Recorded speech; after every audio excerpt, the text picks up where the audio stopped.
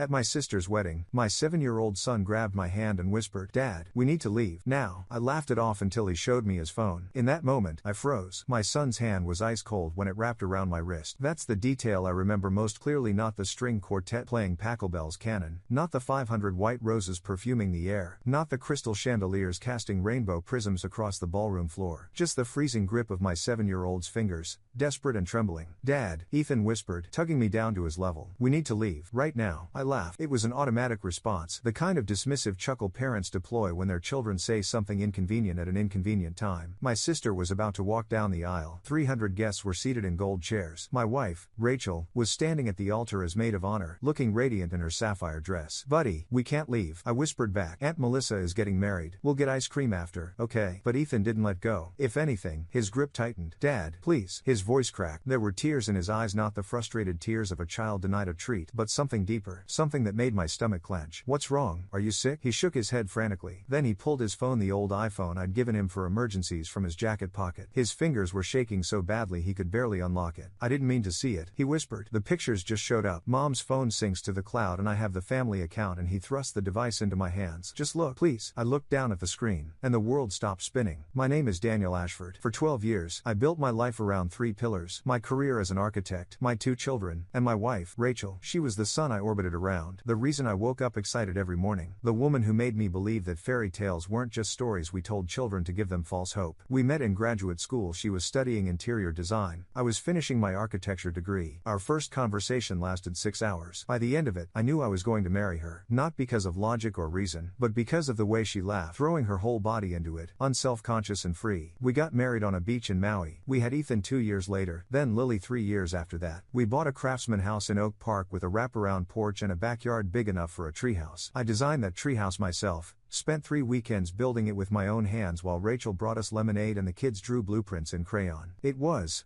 by every measure I understood, a perfect life. My sister Melissa was getting married to Gregory Chen, a hedge fund manager with a penthouse in the Gold Coast and a smile that never quite reached his eyes. I didn't like Gregory. He was too polished, too calculating, but Melissa was 38 and desperate for the life she'd always dreamed of. Who was I to judge? The wedding was at the Langham, one of Chicago's most prestigious hotels. Melissa had spent 14 months planning every detail. The rehearsal dinner alone cost more than my first car. It was excessive, extravagant, and exactly what my sister had always wanted. Rachel was the maid of honor. She'd been helping Melissa with wedding preparations for months, spending long hours at the hotel coordinating with vendors, meeting with the wedding planner, handling the 1,000 small crises that precede any major event. "I'll probably be home late again," she'd text me. "Melissa is having a meltdown about the seating chart. The florist sent the wrong shade of ivory. I need to fix this. Gregory's groomsmen want to do a surprise, so I'm helping coordinate." I never questioned it. Why would I? She was my wife. She was helping my sister. I trusted her completely. That was my first mistake. The photograph on Ethan's phone was taken in what looked like a hotel room. The timestamp read 3 weeks ago, the weekend Rachel had told me she was staying overnight at the Langham to handle a vendor emergency. In the photo, Rachel was wearing lingerie I'd never seen before. Black lace, expensive looking. She wasn't alone. The man with her was Gregory Chen. My sister's fiancé had his hands on my wife's body, his mouth pressed against her neck, and they were both laughing at something, some private joke between 2 people who knew each other far more intimately than they should. I swiped. Another photo, Rachel and Gregory in a restaurant I didn't recognize. His hand was resting on her thigh under the table. She was looking at him the way she used to look at me. Swipe. A screenshot of a text conversation. Gregory: "Can't stop thinking about last night." Rachel: "Me neither. When can I see you again?" Gregory: "Tomorrow. Melissa has her dress fitting. We'll have 3 hours." Rachel: "I'll tell Daniel I'm meeting the caterer." Gregory: "I love you, Rach." Rachel: "I love you too, more than I've ever loved anyone." The words blurred. My vision was tunneling. I could hear the string quartet playing, could hear the murmur of 300 guests waiting for the ceremony to begin, but it all sounded like it was coming from underwater. "Dad?" Ethan's voice was small, terrified. "Is Mom, is she a bad guy?" I looked at my son, my brave, observant, heartbroken son. He was 7 years old, and he had just discovered that the foundation of his world was built on lies. "I don't know, buddy," I heard myself say. "I don't know. The thing about discovering your life is a lie is that time doesn't cooperate. One part of your brain screams that you need to act, confront, expose, escape. Another part insists that everything is fine, that there must be an explanation, that you can't possibly have been this blind for this long." I stood frozen in that hotel ballroom for what felt like hours but was probably 30 seconds. The processional music was building toward its crescendo. Any moment, Melissa would appear at the end of the aisle, ready to pledge her life to a man who was sleeping with her brother's wife. I had to make a decision. Ethan, I said, my voice surprisingly steady. I need you to take Lily and go sit with Grandma. Can you do that for me? But Dad, I know, buddy. But right now, I need you to be brave. I need you to protect your sister. Can you do that? He nodded solemnly, wiping his eyes. God, he was only 7. No child should have to carry this weight. I watched him walk across the ballroom to where my mother was seated in the 3rd row, taking Lily's hand along the way. My daughter looked confused but compliant. Ethan whispered something to my mother, and I saw her face shift from curiosity to concern. She started to rise, but I shook my head almost imperceptibly. Not yet. I needed more information. I needed to understand the scope of this betrayal before I did something I couldn't take back. I slipped out a side door into the hotel corridor. The service hallways of the Langham were a maze of beige walls and industrial carpet, a stark contrast to the opulence of the public spaces. I found an alcove near a supply closet and pulled out my own phone. My hands were shaking so badly I could barely type. I opened the cloud account, the family photo stream we all shared. I'd set it up years ago so Rachel and I could both access pictures of the kids without constantly texting them back and forth. It had never occurred to me to check it for anything else. The photos went back 8 months. 8 months of images that told a story I couldn't have imagined in my worst nightmares. Gregory and Rachel at a jazz club. Gregory and Rachel on what looked like a yacht. Gregory and Rachel in various hotel rooms, various states of undress, various positions that burned themselves into my retinas. There were hundreds of them. 8 months. They'd been doing this for 8 months. Since before Gregory even proposed to Melissa. The realization hit me like a physical blow. This wasn't a momentary lapse in judgment. This wasn't a drunken mistake that spiraled out of control. This was a calculated, deliberate, ongoing deception. Gregory had proposed to my sister while actively sleeping with my wife. Rachel had stood beside me at the engagement party, toasted to their happiness, helped plan their wedding, all while carrying on an affair with the groom. They weren't just having an affair, they were mocking us. Both of us. My phone buzzed. A text from my mother. Mom, Daniel, where are you? Melissa is about to walk, and Ethan seems upset. What's going on? I didn't respond. I couldn't, because in that moment, staring at the photographic evidence of my wife's betrayal, I was formulating a plan. They wanted to make fools of us? Fine. But this wedding was not going to end the way they expected. I walked back into the ballroom just as Melissa appeared at the end of the aisle. She looked beautiful, radiant in her Vera Wang gown, clutching our father's arm, tears of joy glistening in her eyes. She had no idea. My sister, who I'd protected from bullies in elementary school, who I'd taught to ride a bike, who I'd walked through her first heartbreak when she was 16, she was about to marry a man who had been betraying her since before he put a ring on her finger. I took my seat next to my mother. Ethan was on her other side, his face pale and drawn. Lily was blissfully oblivious, playing with a flower from the centerpiece. Daniel, my mother whispered urgently, what is going on? You look like you've seen a ghost. Not now, Mom. But, not now. My mother fell silent, but I could feel her eyes on me throughout the ceremony. At the altar, Rachel stood in her position of honor, smiling at Melissa with what I now recognized as performed affection. Gregory waited at the front, his expression one of practiced devotion. The officiant, Father Thomas from St. Michael's, the same priest who had baptized my children, began the ceremony. Dearly beloved, we are gathered here today. I watched, I waited, I documented. Every time Gregory looked at Rachel, which was often, I noted it. Every time Rachel adjusted her hair, touched her neck, sent some invisible signal across the altar, I cataloged the gesture. They thought they were being subtle. They weren't. Now that I knew what to look for, their connection was obvious. The way they angled their bodies toward each other, the private smiles, the loaded glances. 300 people sat in that ballroom, and not one of them saw what I saw, except Ethan. My 7-year-old son had seen it first. If anyone knows of any reason why these two should not be joined in holy matrimony, Father Thomas intoned, speak now, or forever hold your peace. My mother grabbed my arm. She'd figured it out. Maybe not the details, but enough. Daniel, don't, she breathed. Not like this, not in front of everyone. I looked at her. Then I looked at Melissa, whose face was shining with happiness. Then I looked at Rachel, who had the audacity to meet my eyes and smile at me, her husband, the man she'd been deceiving for 8 months, as if nothing was wrong. I'm not going to say anything, Mom, I said quietly. Not yet, but this isn't over. Father Thomas continued the ceremony. Vows were exchanged. Rings were placed on fingers. Gregory kissed Melissa with what I now recognized as the expertise of a practiced liar. I now pronounce you husband and wife. The ballroom erupted in applause. Melissa was crying, laughing, hugging Gregory like he was the answer to every prayer she'd ever whispered. Rachel wiped her eyes and embraced my sister, playing her role to perfection. I applauded too, but inside, I was already planning. The reception was held in the adjacent ballroom, equally opulent, with a live band and a 4-tier cake that probably cost more than my monthly mortgage. Open bar, past hors d'oeuvres, a photo booth with ridiculous props. I played my part. I shook hands, accepted congratulations on behalf of the family, pretended to be the proud brother of the bride. All the while, I was watching, recording, when I could do so discreetly, building a case. At one point,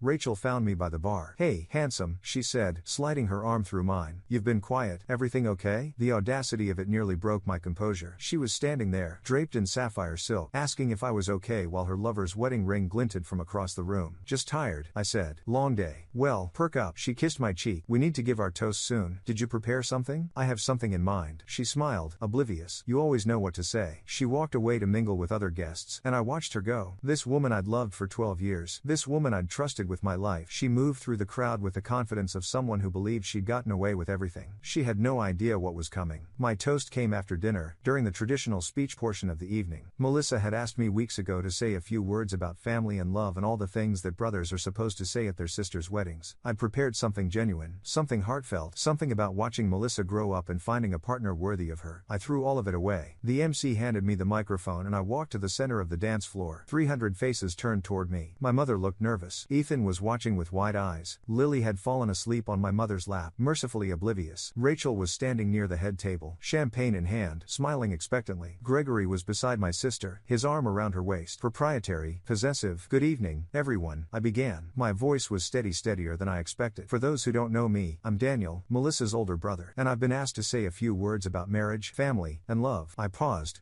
letting the silence stretch. "Marriage is built on trust," I said. "It's the foundation that everything else rests on. Without trust, you have nothing. Just a pretty facade covering an empty structure. I know this because I'm an architect. I spend my life designing buildings that look beautiful but are, above all, structurally sound." Light laughter from the crowd. "So far, so normal. But here's the thing about facades," I continued. "They crack, sometimes slowly, over time, sometimes all at once, when the weight of deception becomes too heavy to bear." The laughter died. People shifted in their seats. Melissa's smile faltered. "I want to share something with you all tonight. Something I learned just a few hours ago." I pulled out my phone. With modern technology, it's easier than ever to capture moments, to document reality, to preserve truth. Gregory stood up. His face had gone pale. "Daniel," he said, his voice tight, "maybe we should continue this privately." "Sit down, Gregory." My voice was ice. "This is a wedding, a celebration. Let's celebrate the truth, shall we?" I connected my phone to the ballroom's AV system. I'd learned earlier that the reception was set up for a slideshow of happy couple photos. The connection was easy to hijack if you knew what you were doing. The first image appeared on the massive screen behind the head table. Rachel and Gregory in a hotel room, his hands in her hair, her eyes closed in pleasure. The gasps were audible. 300 people, inhaling simultaneously, as their understanding of reality shifted. What the Melissa's voice was barely a whisper. I swiped to the next image. Rachel and Gregory at a restaurant, laughing, touching, looking at each other the way couples in love do. "This has been going on for 8 months, I said, my voice carrying across the silent ballroom. 8 months, since before the engagement, since before any of us knew there would be a wedding to plan." Another swipe. The text messages appeared on screen, blown up large enough for everyone to read. "Gregory, can't stop thinking about last night." Rachel, "Me neither. When can I see you again?" Melissa screamed. It was a raw, animal sound, pure agony. She stumbled backward, away from Gregory, as if his touch had become toxic. "Melissa, wait." Gregory reached for her. "Don't touch me." She slapped his hand away. "Don't you dare touch me." Rachel was frozen in place, her champagne glass tilted at an angle, wine dripping onto the floor. Her face had gone white. "Daniel," she said, her voice cracking, "please, let me explain." "Explain what, Rachel?" I walked toward her, still holding the microphone. "Explain how you've been sleeping with my sister's husband for 8 months. Explain how you stood beside me at the engagement party, toasted their happiness, helped plan this wedding all while carrying on an affair with the groom. Explain how you looked me in the eyes every single day and lied." The silence was absolute. 300 people, motionless, watching our marriage disintegrate in real time. "I love him." Rachel's voice was barely audible. "I'm sorry, Daniel, but I love him. I've never felt this way with anyone. Including me? Including your husband of 12 years? The father of your children?" She didn't answer. She didn't have to. My mother appeared at my side. Her face was a mask of controlled fury. "Get my grandchildren," she said quietly. "We're leaving." I nodded. But before I went, I had one more thing to say. I turned to Melissa, who was sobbing in the arms of her bridesmaids. "I'm sorry," I told her. "I'm so sorry you had to find out this way. But I couldn't let you build a life on a lie. You deserve better. You deserve the truth." Then I looked at Gregory, who stood alone at the altar, his bride gone, his mistress exposed, his carefully constructed facade crumbling around him. "And you," I said, "you don't deserve anything." I handed the microphone to my mother and walked out of the ballroom. Behind me, I could hear the chaos erupting, shouting, crying, the crash of something breaking. I didn't look back. The next 6 months were a crucible. The divorce was brutal. Rachel fought for custody custody, argued that my public humiliation of her at the wedding constituted emotional abuse, claimed that I was unstable and vengeful. Her lawyer, a shark named Patricia Vance from some downtown firm, threw every accusation she could at me. But I had the evidence. All of it. My attorney, Harold Steinberg, 32 years of family law experience and a reputation for destroying cheating spouses in court, methodically presented the case. 8 months of photographs, hundreds of text messages, hotel receipts, restaurant bills, a paper trail of deception that Rachel couldn't explain away. Mrs. Ashford, Harold said during one particularly devastating deposition, you testified that your affair with Mr. Chen was an emotional connection that never became physical. Can you explain these photographs? He displayed a series of images that left no room for interpretation. Rachel's lawyer objected. The objection was overruled. By the end of the discovery process, Rachel's position had collapsed. She was granted supervised visitation with the children supervised because Ethan had testified, through a child psychologist named Dr. Amara Washington, that he no longer felt safe alone with his mother. He's experiencing symptoms consistent with betrayal trauma, Dr. Washington explained in her report. He discovered the affair himself, on a device meant for his protection. He feels responsible for the dissolution of his family, even though intellectually he understands he did nothing wrong. His trust in his mother has been fundamentally damaged. Thanks for watching. The court awarded me full custody. Rachel got 1 weekend a month, supervised by a court-appointed monitor, the house, the cars, the savings all mine. She'd signed a prenup before our wedding that specifically addressed infidelity. Her affair had activated the clause, leaving her with almost nothing. As for Gregory and Melissa, their marriage was annulled within 3 weeks. Melissa moved back in with our parents temporarily, then transferred to her company's San Francisco office. She needed distance. I understood. Gregory's reputation in Chicago's financial circles was destroyed. The story had leaked. These things always leak, and suddenly the hedge fund manager was known as the man who slept with his fiancée's sister-in-law for 8 months before the wedding. His partners started finding reasons to distance themselves. His clients started finding other managers. Last I heard, he'd moved to Miami. Rachel followed him. She says they're building a life together. My mother told me one evening, her voice dripping with contempt, as if what they have is a foundation for anything but more destruction. I didn't care. By then, I'd stopped caring about anything Rachel did.